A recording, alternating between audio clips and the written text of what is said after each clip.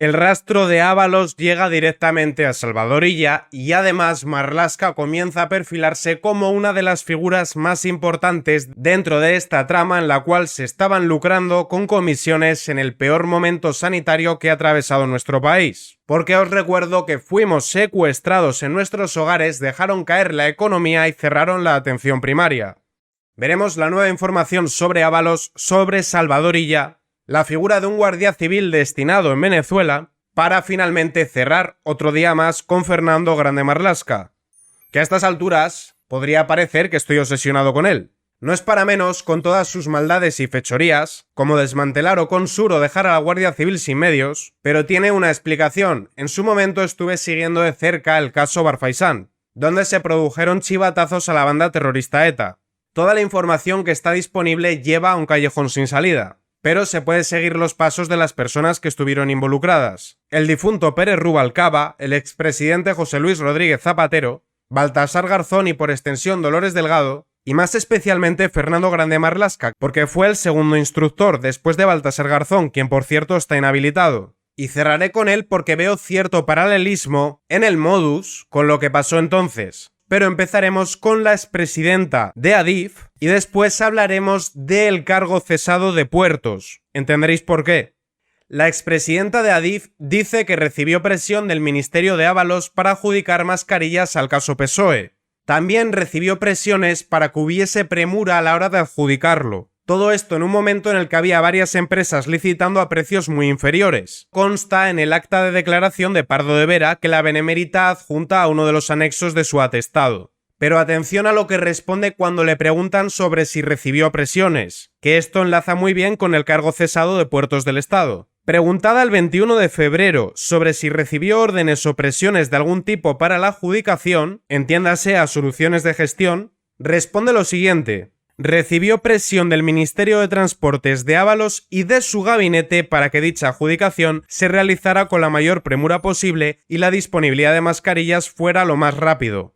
Esto sería congruente al momento que estábamos viviendo, donde supuestamente había un desabastecimiento y vivíamos una emergencia sanitaria, si no fuese porque la Guardia Civil, que recibe órdenes de dirección de la Guardia Civil, es decir, del Ministerio del Interior, estaba decomisando mascarillas a las empresas e Inditex a las 48 horas de decretarse la emergencia ya tenía en su haber mascarillas. Es decir, sí que se podían adquirir. De hecho, si comparamos con otros países del entorno, ellos sí que las estaban adquiriendo. El país que tenía desabastecimiento era España.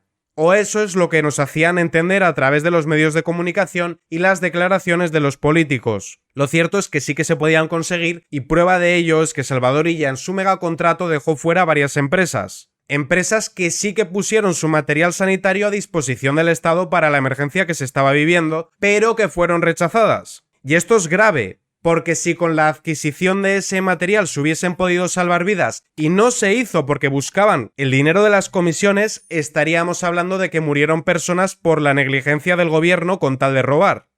En el marco del interrogatorio, los agentes también le preguntaron sobre si Koldo había intercedido en la contratación entre Transportes y Soluciones. La expresidenta aseguró que no lo sabía, pero que en este tema y en otros muchos, Koldo era muy insistente y que contactó con ella en numerosas ocasiones, siempre en nombre de Ábalos. También afirmó que vio a Aldama en numerosas ocasiones. Si visteis el vídeo de ayer, recordaréis que Aldama habría acompañado a Ábalos y a Koldo a la reunión con Delcy Rodríguez, donde apareció con una suerte de maletas, presuntamente para pagar una deuda que tenía Venezuela con Air Europa, la empresa de Hidalgo que tiene vínculos con Begoña Gómez. Y recordaréis también que ahí hablábamos de la presencia de Zapatero. Y yo os hablé de que esto guarda relación con el caso de los puertos del Estado. El cargo cesado en Puertos fue secretario de Ética y Garantías en el Congreso que puso fin a la era Zapatero. De Ferraz a Puertos, previo paso por la Agrupación Socialista de Las Rozas, Álvaro Sánchez Manzanares, hasta ayer secretario general de Puertos del Estado, ha sido el primer peso pesado en caer. ¿Y dónde está la relación? En la compra de las mascarillas. Fue el alto cargo que gestionó la compra de mascarillas a la empresa del antiguo asesor del ministro Ábalos por valor de 20 millones de euros en plena pandemia. Óscar Puente lo mantuvo hasta que era todo tan dantesco que tuvo que cesarlo. Fue en ese congreso cuando los socialistas auparon a Alfredo Pérez Rubalcaba, cuyo nombre aparece también en el caso Faisán. negociaciones que fueron interrumpidas por el atentado de la T4 en Barajas. Y antes de pasar al guardia civil destinado en Venezuela, a Salvador Illa y a Fernando Grande Marlaska, quiero que veáis esta otra noticia para que veáis cómo emplean a los familiares de testaferros.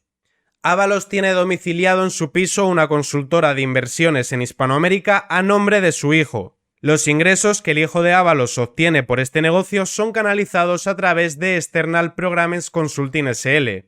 La segunda empresa que Ábalos tiene registrada en su casa tiene como su principal actividad la conservación y mantenimiento de redes de agua y alcantarillado.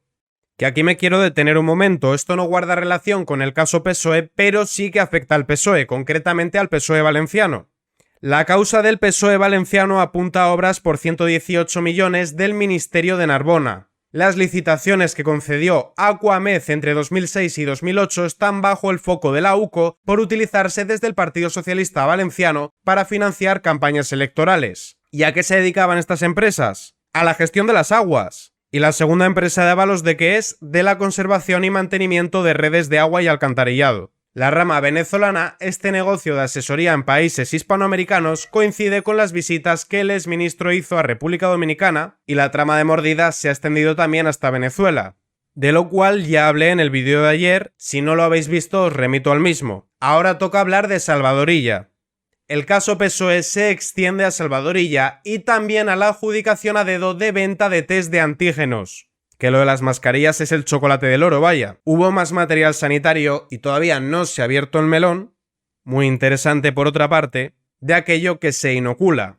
Y para enlazar con el cierre sobre Fernando Grande Marlaska, recordad que el Ministerio de Interior pagó 600.000 euros por test COVID falsos al médico de la mujer de Koldo.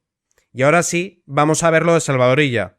La red de corrupción también comercializó pruebas PCR. Un informe de la Unidad Central Operativa de la Guardia Civil desvela que los tentáculos a la trama de mascarillas habría que agregar la venta de test de antígenos. Esto explica bastante bien por qué, además de obligarnos a emplear la mascarilla para cualquier tipo de viaje, nos obligaban a hacernos un test. La intervención estatal incentivó que se consumiese este tipo de productos. Y eso nos sorprendía bastante a los españoles porque no veíamos que sus homólogos de otros países europeos fuesen tan insistentes con el uso de las mascarillas y de los test. Cuando aquí todo el mundo tenía que llevarlo, veíamos como en Europa paseaban con normalidad. Esto tiene bastante más sentido ahora. La Guardia Civil ha extraído todas estas conclusiones en los chats interceptados. La primera adjudicación a dedo, como prácticamente la mayoría de las que están saliendo a la luz, fue por un importe de 18.500 euros. Aparece una figura que se llama Amigo K. Ya entendemos que esa persona puede ser Koldo. Koldo del núcleo duro de Pedro Sánchez cuando el PSOE estaba en manos de Susana, conformado por él, Ábalos, Santos Cerdán, el propio Pedro y Adriana Lastra.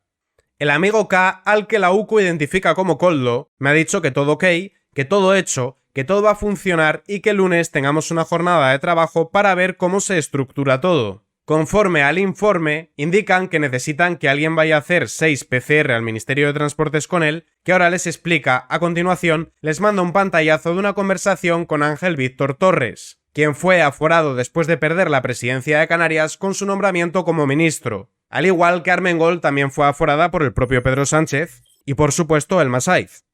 Después mandan un pantallazo de una conversación con Víctor de Aldama y dicen que van a quedar con el grandullón, entendemos que Koldo, en el ministerio para hacer PCR. El título de esa imagen es 25 antígenos en el ministerio mañana por la mañana, pagan. Y no solo el debate se hace eco, también Voz Populi apunta hacia Salvador Illa. Y es que en esa dirección está yendo la UCO.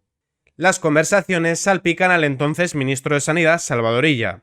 Y es que sin el visto bueno del Ministerio de Sanidad no podrían haber gestionado fondos tan elevados. Y ahora sí, Fernando Grande Marlaska, el que deporta refugiados chinos al Partido Comunista Chino por el gran pecado de ser cristianos. El que desmantela Oconsur para que Marruecos inunde España de droga. El que facilita a las mafias del tráfico de personas colar a inmigrantes ilegales en nuestro país dejando sin efectivos a la Guardia Civil. Y el instructor de los chivatazos a la banda terrorista ETA.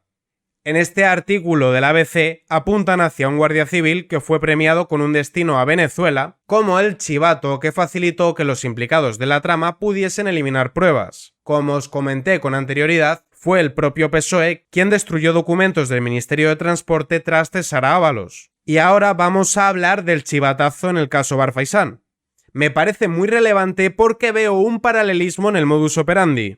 Para empezar, conocemos que Marlaska sabía desde enero de 2022, es decir, hace más de 2 años, que la ONIF investigaba la trama del PSOE por delito fiscal. ¿Cómo obró Marlaska al enterarse de esto? Mandando archivos que eran ilegibles a la UCO y no dar explicaciones de por qué contrataba a las empresas de Ábalos. Como os comenté antes, Interior también pagó los test COVID falsos. Y además, al número 2 de Marlaska lo investigaron por esta misma trama. Vamos al caso Bar Faisán. Año 2010, la Fiscalía pide archivar el caso del chivatazo al Bar Faisán. ¿La Fiscalía de quién depende? Pues ya está. Pero hacía falta un juez. Marlaska ordenó a la Guardia Civil que nunca informara a sus superiores cuando investigaba al Faisán como juez. Y además, el dueño del Bar Faisán apunta a que el magistrado Fernando Grande Marlaska fue un cabrón, al objeto de investigar la filtración que se ha producido, así como la participación criminal. Se estima razonable construirse en 2 grupos de investigación, uno del Cuerpo Nacional de Policía y otro al Servicio de Información de la Dirección General de la Guardia Civil, quienes únicamente podrán informar de sus pesquisas y del resultado final de dicha investigación a este juzgado, nunca a sus superiores. Dicho de otra manera, toda la información del caso Bar Faisán no fue a parar a mandos que pudiesen continuar con las pesquisas, sino a Fernando Grande Marlaska. ¿Pringó a alguien por el caso Bar Faisán? ¿Un cargo político relevante? Por ejemplo, Rubalcaba o Zapatero. No. Y ese callejón sin salida al que siempre se llega cuando uno investiga los chivatazos a la banda terrorista ETA es Fernando Grande Marlaska. Y aquí se habla de un chivato de la Guardia Civil. Sería mucho más cómodo para el PSOE que pringue un guardia civil al que se le pueda prometer una recompensa si se come él el marrón, que se señale directamente al ministro del Interior. Ministro del Interior que estaba al corriente de la investigación desde 2022 y que mandaba informes ilegibles. Obviamente hará falta una sentencia para concluir que ha sido Fernando Grande Marlaska el de los chivatazos. Pero vemos que en el caso Bar Faisán, quienes pringaron fueron policías, no cargos políticos. Y este es el paralelismo muy claro que yo veo. Endosarle el muerto a un guardia civil y que los políticos se vayan de rositas. Sea como fuere, desvincular de todo esto a Fernando Grande Marlaska sería un error muy grave. Porque si no se hubiesen puesto sobre aviso a los implicados de las tramas Air Europa y soluciones de gestión, la UCO tendría ahora muchísima más información para esclarecer todo esto. Y además, cuando la UCO estaba investigando la trama de los ERE de Andalucía, apuntaron también a que el gobierno andaluz era pleno conocedor de todo esto. De hecho, se concluyó con la condena a Chaves y Griñán, aunque ninguno entró en prisión, solo pringaron exasesores. Pero no se pudo profundizar más en aquella trama de corrupción por lo siguiente. La UCO de la Guardia Civil suspende toda investigación tras quedarse sin fondos reservados. La Asociación Unificada de Guardias Civiles tacha la situación de incomprensible y pide explicaciones al Ministerio del Interior. ¿Quién era el ministro del Interior? Fernando Grande Marlaska. Por eso es una pieza clave, por más que se intente apuntar hacia Ábalos. Ábalos en todo caso era el contacto. Pero aquí hay alguien con muchísimas más responsabilidades. Y alguien con la espada de Damocles sobre su cabeza desde hace muchísimo más tiempo y por otro tipo de causas. Causas en las que siempre ha habido opacidad y en las cuales no se ha podido llegar hasta el fondo del asunto. Y esto explica también el empeño de Pedro Sánchez por mantener a Fernando Grande Marlaska a pesar de que está muy quemado por múltiples enfrentamientos con la Guardia Civil y la Policía Nacional, así como otros escándalos. Y también explica la impunidad con la que actúa Fernando Grande Marlaska comprándose, por ejemplo, una cinta de correr a cargo del contribuyente o un horno para hacer pasteles. Solo una persona que se sabe imprescindible puede obrar con tanto descaro a pesar de que sus acciones desacreditan al gobierno. Lince TV, Política y Noticias.